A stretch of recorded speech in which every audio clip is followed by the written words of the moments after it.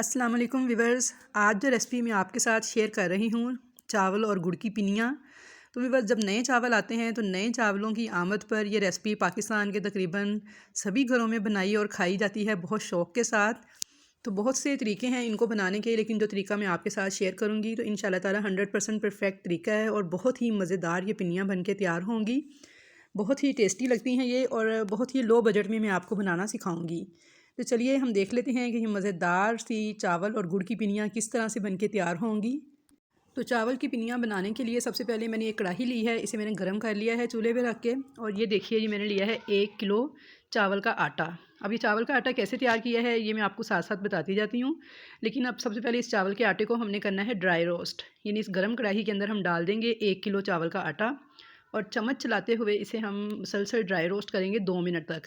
चम्मच चलाना नहीं छोड़ना आपने, वरना ये चावल जो से हैं जल जाएंगे और एक अजीब सी महक आने लग जाएगी आपकी पिनियों में से। तो इसलिए आपने गर्म कढ़ाई में चावलों को जब डालना है तो उसके बाद मुसलसल चम्मच चलाते हुए इनको बस 2-2.5 मिनट तक ड्राई रोस्ट करना है। प्यारी सी खुशबू आने लग जाएगी तो बस इसके फ्लेम को ऑफ़ कर लेंगे और इसे कढ़ाई में से हमने निकाल लेना है ताकि ये मज़ीद जो से जले ना।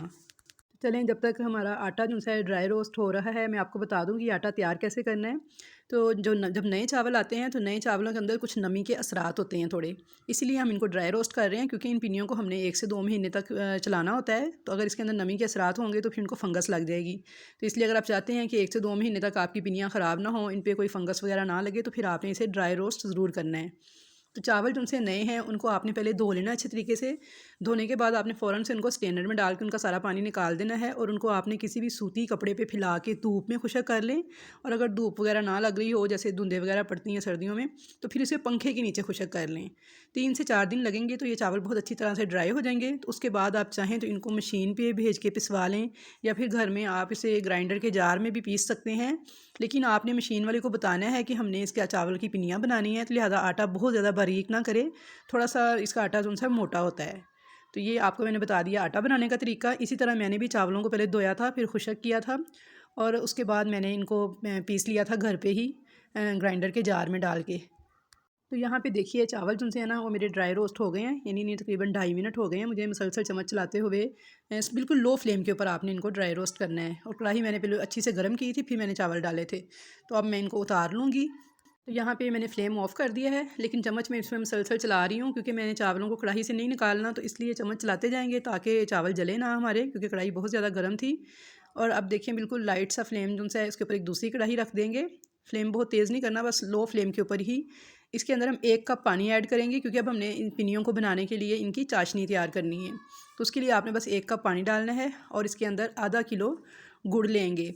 तो यहाँ पे देखिए गुड़ को मैंने पीस के छोटे टुकड़ों में कर लिया था ताकि ये आसानी से मेल्ट हो जाए। और अब बिल्कुल लो फ्लेम के ऊपर इस गुड़ को हम मेल्ट होने देंगे यहाँ तक कि ये सारे का सारा गुड़ मेल्ट हो जाए। और यहाँ पे एक बहुत ही अहम टिप जो मैं आपको देना चाहूँगी वो ये है कि आपने सिर्फ़ और सिर्फ गुड़ को मेल्ट होने तक पकाना है। यानी ऐसा नहीं कि आपने इसकी चाशनी तैयार करनी है 1 तार वाली या 2 तार वाली, कोई तार आपने नहीं बनानी। सिर्फ गुड़ जैसे ही मेल्ट होगा तो हम फ्लेम को ऑफ़ कर देंगे। तो बस आपने इसमें तार नहीं बनने देनी। अगर आप इसमें तार बनाएंगे या चाशनी को बहुत ज़्यादा पका लेंगे, ओवर कुक करेंगे, तो फिर आपकी पिनियाँ पत्थर की तरह हार्ड बनेंगी, जो बिल्कुल भी ना तो खाने में मज़े की लगेंगी और ना ही देखने में अच्छी लगेंगी। पत्थर बन जाएंगी पिनियाँ आपकी बिल्कुल सख्त होके। तो इसलिए आपने चाशनी का बहुत ख़ास ख्याल रखना है कि इसे बहुत ज़्यादा नहीं पकाना, बस गुड़ को मेल्ट होने तक आपने इसको पकाना है। तो यहाँ पे मुसलसल चम्मच चलाते हुए बिल्कुल लो फ्लेम पे सारा जो गुड़ है मेरा मेल्ट हो चुका है। अब इस स्टेज पर जैसे ही गुड़ मेल्ट होगा तो मैं इसके अंदर 3 टेबल स्पून भर के देसी घी ऐड कर दूँगी। देसी घी अगर ना हो तो फिर आप डालडा भी इस्तेमाल कर सकते हैं, लेकिन देसी घी की खुशबू और फ्लेवर बहुत ही अच्छा लगता है इन पिनियों में और सेहत के लिए भी अच्छा होता है। तो अच्छी तरह से इस घी को मेल्ट करेंगे। जैसे ही ये घी सारा मेल्ट होगा तो हम फ्लेम ऑफ़ कर देंगे। यहाँ पे चाशनी हमारी तैयार है। अब हम आ जाते हैं चावलों के आटे की तरफ। तो ये चावलों का आटा मैंने रख लिया है और फ्लेम ऑफ़ है। अब फ्लेम का काम ख़त्म हो गया है, अब बस फ्लेम के बगैर वाला काम स्टार्ट हो गया है। अब एक छलनी लेंगे और चावलों के आटे के ऊपर ये जो चाशनी हमने तैयार की है इसे छान के डाल लेंगे, क्योंकि इसमें गन्ने के अज्जा वगैरह, तिनके वगैरह काफ़ी ज़्यादा कुछ होता है गुड़ के अंदर, तो वो सारे का सारा जो सा है छानने से छलनी में आ जाएगा। और इस गरम गरम चाशनी को हमने इस चावलों वाले आटे में डाल देना है। और अब फ्लेम का कोई काम नहीं है, फ्लेम हमारा ऑफ़ ही रहेगा। तो बस ये देखिए मैंने छलनी से छान के सारी चाशनी इसमें शामिल कर दी है। अब तेज़ी से चम्मच चलाते हुए इस सारे आटे को इस चाशनी के साथ मिक्स कर लेंगे।